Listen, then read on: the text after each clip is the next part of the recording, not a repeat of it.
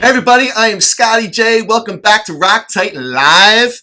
We've got an amazing guest with us today. It's actually been a long time coming. I've been waiting to catch up with this cat for a very long time. He is evidence that destiny is a very real thing. And I'm going to tell you right now, there's been a number of bands, throughout history that have had different kind of versions of themselves.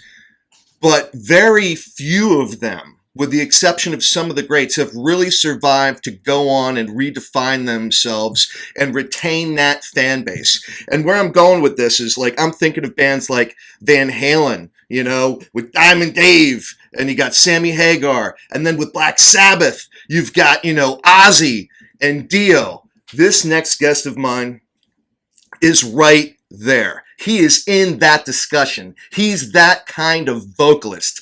Ladies and gentlemen, we've got Queensrÿche's Todd La Torre with us. Todd, how are you, sir? I'm doing well.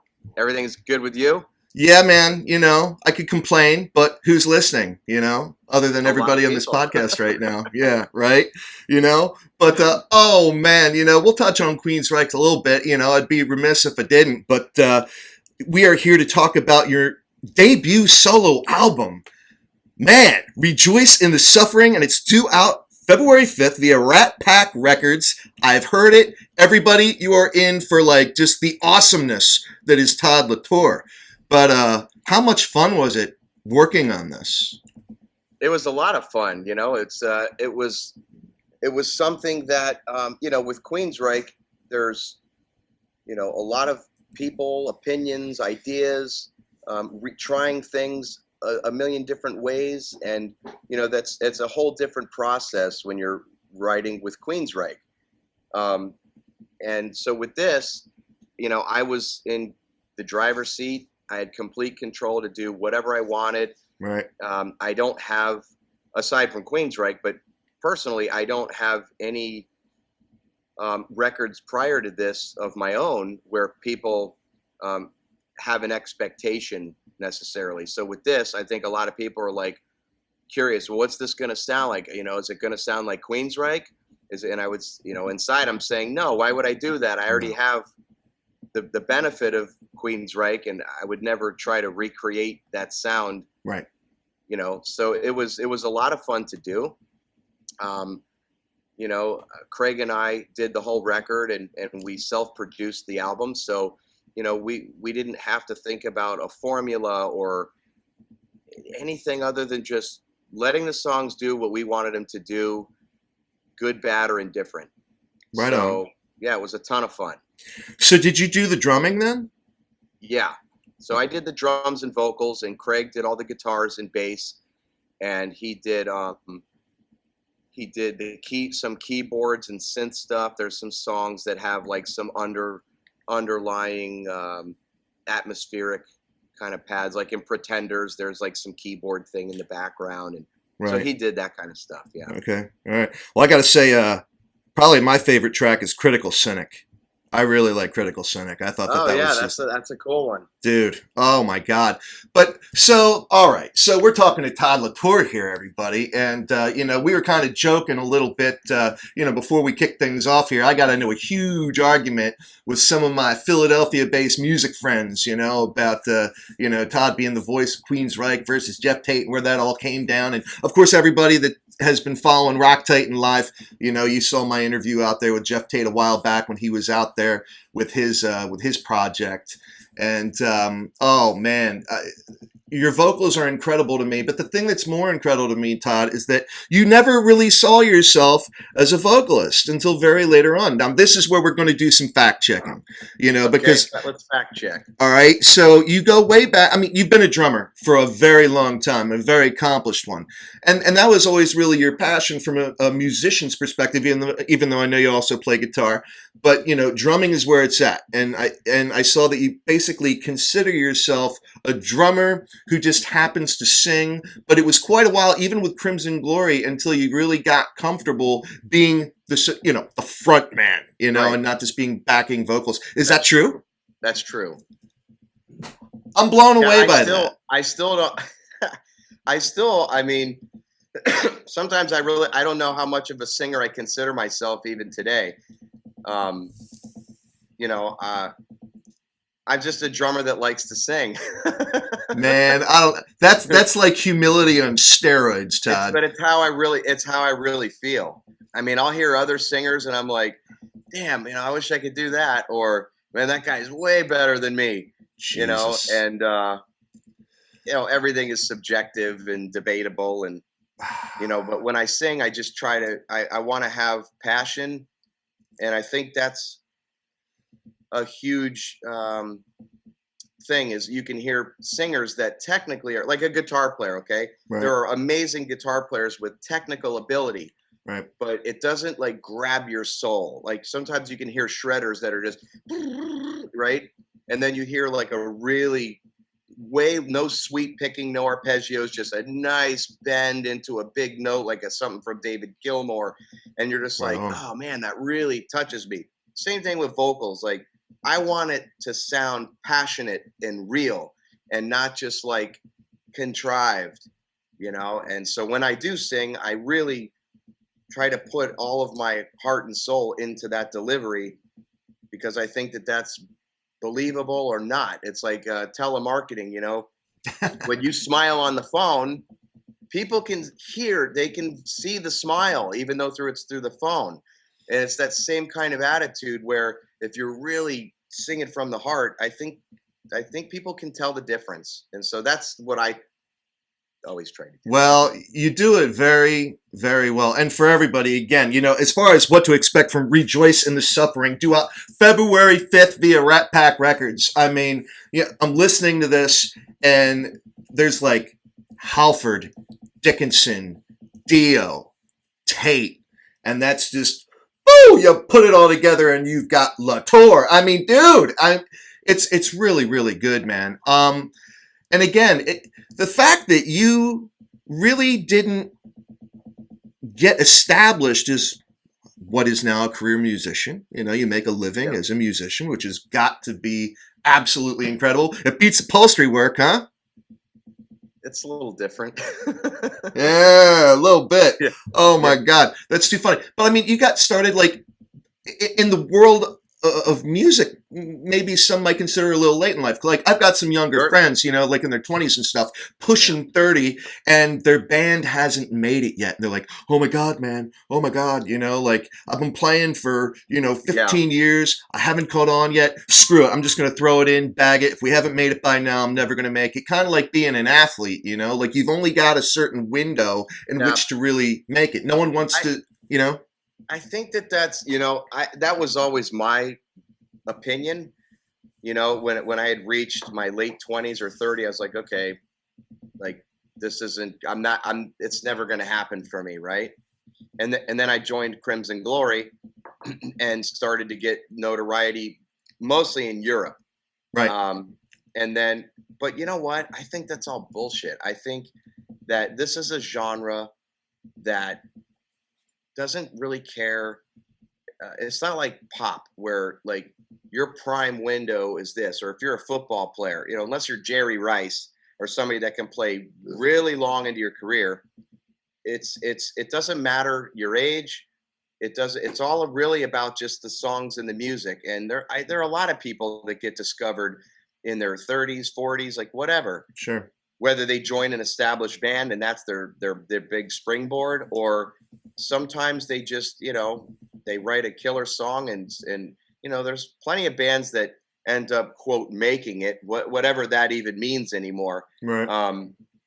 Later in life. So I think for those people that feel discouraged, like it's never going to happen, I certainly understand that and I empathize with that position, but I wouldn't say that that's certainly absolute by any means. And Sure. My story is an example of that.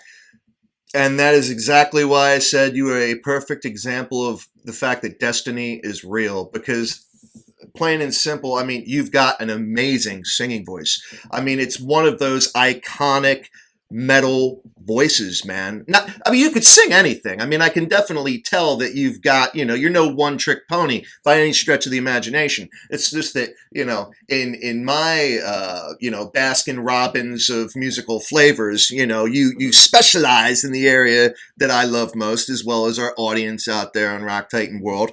But, I mean, it's just incredible that, you stuck with it, and then an amazing opportunity presented itself to you. And I think it would be a stupid question of me to ask that. Did you ever possibly foresee yourself being the lead singer of Queensrÿche? No, Of course not. no, nobody. No, you shouldn't. But that, I mean, how long did it take you, after you met with the guys and everything? Like, even after you had done the first album that you did by yourself with them, did it feel real yet? After the first record, I was like, holy shit, like I did a Queensrÿche album. Like this is like forever. Like this, I made history. Nobody else has sang for Queensrÿche, and let alone this. It wasn't like a fill-in show or a little tour because the singer was sick or something. This was like legitimate. Right. And that by the time Condition Human came along, we've done so many shows that I'm just like, I'm in it now. And Yep. it just, you become, well, okay, I'll push it back on you. You probably have friends that go, dude, I can't believe you talked with so-and-so, right? Right. You become a little desensitized when you're in that world. Sure. You're like, oh, I know this guy. Yeah, I've talked with him before. I got this guy's phone number. Right. It's not as big of a deal in that shock factor anymore, because now you're in that scene. You're in that loop. Right. So you do become a little desensitized, but there are certainly times where it's like, wow, like I'm really the singer of this band. Like that's Right. kind of hard to believe. I can't believe that happened. Yeah, no, that is amazing. I don't take it for granted. You don't seem like you do, and I love No, that. I don't. respect that. I'm finding a whole new respect for you, Todd. Which But you know what else? very You know cool. what else though? Because I didn't get discovered until so much later in life. I'm like, look, I don't need that. I know that I have other skills and I can totally survive outside of this, and some people that made it at a very early age, like this is all that they know, this is all they've ever done. For me, I have that perspective of both sides of the fence. I was the fan on the other side of the barricade, Right. and then I've been the artist on the stage. And so my perspective, I think, is a little different. And there's a maturity coming into this situation where, look, nothing lasts forever, and what Sure. goes up must come down. And I understand the gig. Right. I'm never going to be the original guy. Right. Never going to happen. Right. And that's okay. And so when I understand my role and what I'm able to do with this band for the next leg of the career, I just have to be fortunate, or feel fortunate and thankful for that, and don't feel like I have to compete with the past. I just do what I do with the band now and let it stand on its own merits. Yeah, man, right on. God, I wish we had more time. I know you got to get We have going here, time. though. Go ahead. But We're good. yeah. But it's funny. I mean, you talk about careers. Obviously, you've got a very, you got an illustrious music career going for you right now, and truly, I expect that to last for a very, very long time. I mean, when you have a gift like the one you have, it just is what it is, and you got to appreciate it. That being said, did you ever have any reservations? Were you ever, apprehensive about how you might be received from the public, kind of stepping outside your comfort zone, that being a drummer, and a backing vocalist? Now you're the front man. You're the guy shouting into the mic. Did you ever, did you have any thoughts about or concerns about how the public might receive you, whether it's with Queensrÿche or just individually as a solo artist? Sure. Yeah, I mean, look, drums were my blanket. Right. And you're not out front. I'm not that kind of a guy anyway, where it's like, oh, put the spotlight on me. I was fine in the back being the drummer. Like, I don't need any more than that. I'm good. When I joined Crimson Glory, I remember there was a particular show in Switzerland, and one of the guitarists, I went to go put the mic in the stand, and it was gone. And I was like, can I cuss on your show? Yeah, sure, man. Let it rip. I was like, where the fuck is my mic stand? Right? And I was like, after the show, I was like, dude, who took my mic stand? You know, yada yada. And of course, you know, the guitar was like, no, nobody touched it. I was like, well, I still know that it was, hey, you're relying on the mic stand too much as your little shield, and you know, you need to move around without that mic stand. And so that was me kind of getting more comfortable, and you're very exposed. It's a very vulnerable thing. Yep. Now I'm fine with it. People say, oh, don't you get nervous? I'm only nervous if my voice is sucking that day and I feel insecure about it. Gotcha. But otherwise, like it's harder for me to perform in front of, you know, 100 people versus, you know, 50,000. You know, when it's Right. just a sea of people, it's almost like blurry and it doesn't matter. You know, you don't feel that pressure. But when it's really intimate and small, and you know, that's why I don't like acoustic gigs. You know, I like the full band thing. That's kind of my blanket. Right. You know, but yeah, I mean, obviously, it took some getting used to, but once I overcame that, then it was fine. Yeah, no, man, that's awesome. Well, it's definitely where you belong. I'll say that. You definitely don't belong in the background. You definitely belong at the forefront, you know? And so, again, that being said, you've got a great thing going with Queensrÿche, no doubt about that. But now that you've got Rejoice in the Suffering due out February 5th via Rat Pak Records, everybody, go check it out. Oh, my God, it's really, really good. You want to make a cameo? Here's a cameo appearance from Michael Wilton. Oh, right on, man. What's going on? How you doing? Yeah, baby. Oh, that's nice. I love cameo appearances. This is awesome. How's it going? Epic, man. No, we're just having a great old conversation here. But yeah, man, I mean, this solo album that's about to come out. So do you see this being long term? Was this like, you know, maybe I'm just going to try it, see how it goes, whatever. But, you know, It was just a way to put out songs that you know, I always wanted to put out, and I really wasn't thinking any more than that. Okay. You know, you know, there's things that I can do with Queensrÿche, and then there's things that aren't appropriate for Queensrÿche. So I don't want to. Right. People have been asking, oh, were these ideas that didn't make Queensrÿche? And the Right. answer is no, because you know, I don't write guitars like Queensrÿche. Right. Michael does, you know, and Parker. They're those guys write that music. You know, I'm more of a chuggy palm muted player in that respect. Right. And so, you know, these were just, and you know, Michael and the other guys understand it. You know, Michael's has solo records he's put out with stuff that's different sounding than Queensrÿche in some aspects. So, you know, I wasn't thinking long term. It was just, I just want to write songs that I'm never going to be able to do with Queensrÿche.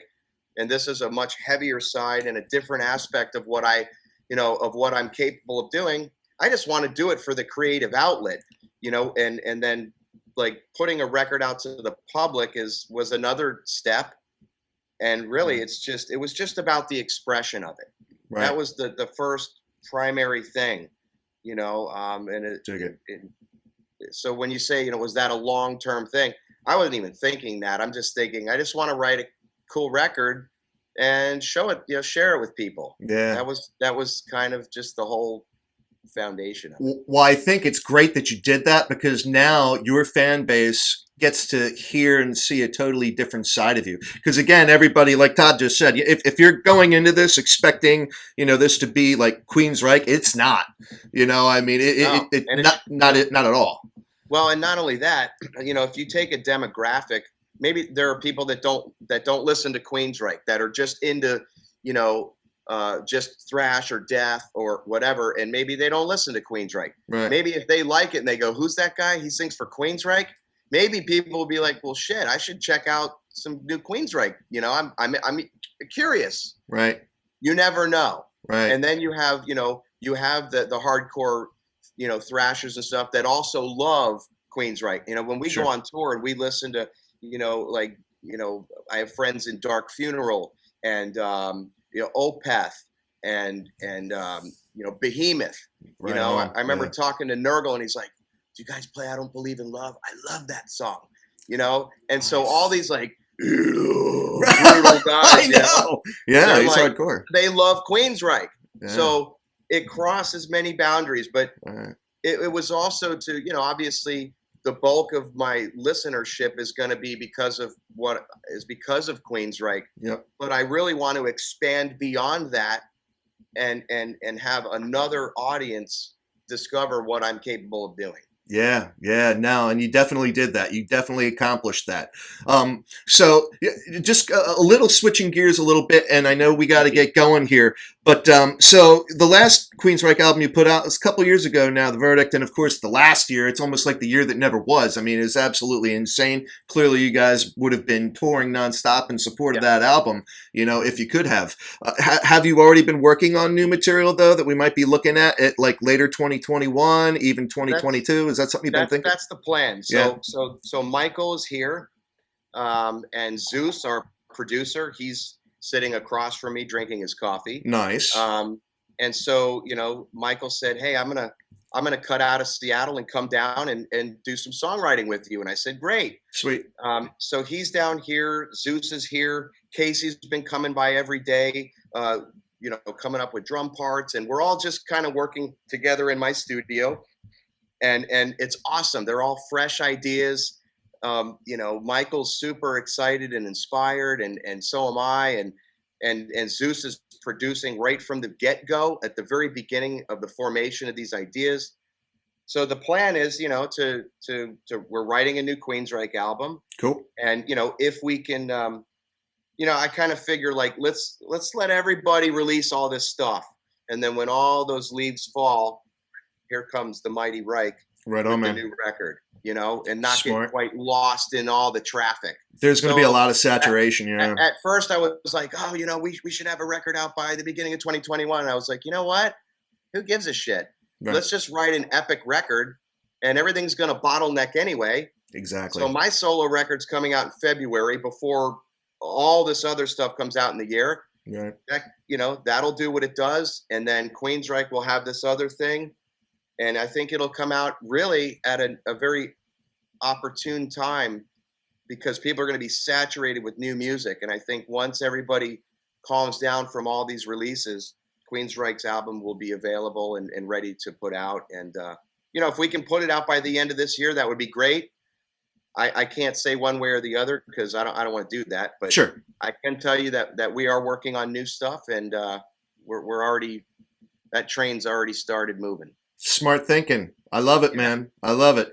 And, everybody, if Todd decided to give up his music career, at least, you'll be able to probably go get some very fine furniture that he himself has upholstered.